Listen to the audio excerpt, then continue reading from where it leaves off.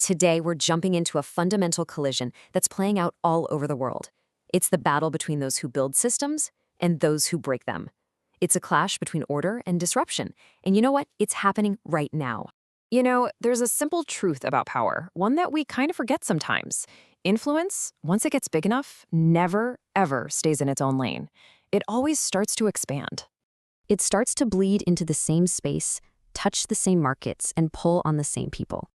And that collision, that moment when two totally different ways of seeing and shaping the world crash into each other, well, that's what we're talking about today. Okay, so let's get into it. We're going to look at two powerful archetypes. Let's call them the architect, Adrian Voss, and the disruptor, Cale Draven. Now, for a long, long time, these two operated on totally separate paths. But, as we're about to see, their influence is now set to converge in one very, very critical place. So where is all this happening? Well, the setting is this region that's super rich in resources, but at the same time politically fragile. Think of a developing market that's just ripe for investment. And for years, this whole area has been quietly shaped by our architect, Adrian Voss. He's the one who built the frameworks, the rules, to bring order and predictable growth to this really complex environment. And this brings us right to the heart of the story, this clash between two ways of operating that are just fundamentally different. You have the architect, who builds the system, and then you have the disruptor, who looks at that same system and sees it as just a starting point for something totally new. Now this just lays out the whole conflict perfectly, doesn't it? On the left, you've got Adrian's world. It's all about control, predictability. Think of a perfectly planned city grid. But on the right, you've got Kel. He thrives on disruption. He's not building a grid, he's blasting a high-speed monorail straight through it, creating all these new routes and opportunities, but also a whole lot of chaos. So Adrian's whole philosophy is about being that architect. His power comes from literally designing the environment itself, from making the rules of the game. The goal is always stability, predictable outcomes, even if it means you have to move a little slower. And then there's Cale. His philosophy is the polar opposite. For him, progress only happens when you challenge those rigid systems. At first, his model seems great, right? It brings efficiency, growth, but its core logic, this idea of continuous, relentless change, is just completely incompatible with Adrian's goal of stability.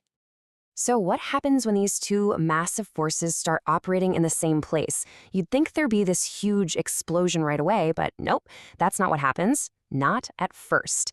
Instead, the signals are really subtle, almost invisible signs of friction. In the beginning, it just looks like regular market noise. But for the people inside the system, something just feels off. Kel's speed is introducing all these new variables that Adrian's carefully controlled models just can't account for. And all those predictable patterns, yeah, they start to break down. And this is the key question that officials and advisors start asking themselves. Are these just temporary hiccups? Or are we actually witnessing the very first tremors of a much, much bigger conflict brewing just beneath the surface? And believe me, they don't have to wait long for an answer.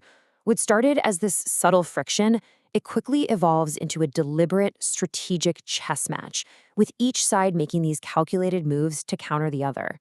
So how does Adrian respond? Well, he's methodical, indirect. He doesn't go after Cale directly. No, instead, he adjusts the system itself. He introduces new rules, more oversight, all designed to restore stability, but with a very clear strategic goal of containing the disruption and taking back control. And Cale's countermove just illustrates the contrast so brilliantly. He reads Adrian's play perfectly, but he doesn't defend. He attacks, he accelerates, he scales up his operations, and then he frames Adrian's new controls as being anti-innovation. He uses public opinion to crank up the pressure on the very system that's trying to box him in.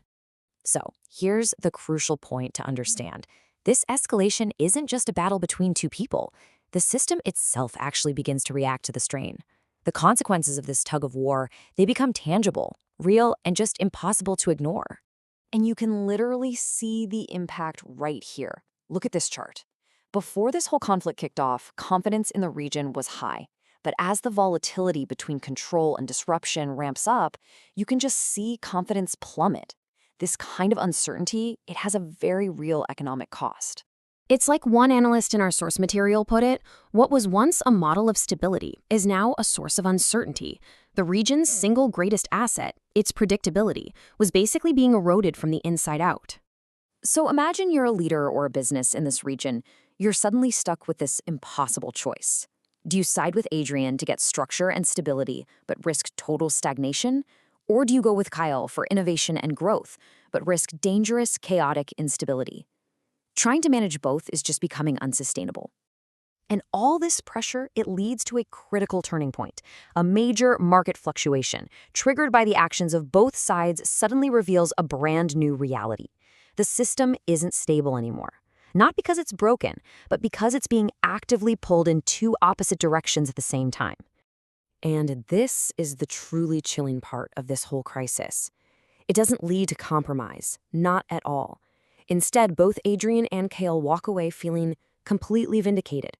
Adrian is now convinced that this kind of disruption is a threat that has to be stamped out, and Kale, he's sure this proves that controlled systems are just too slow to survive. So what do? They both prepare to escalate even further.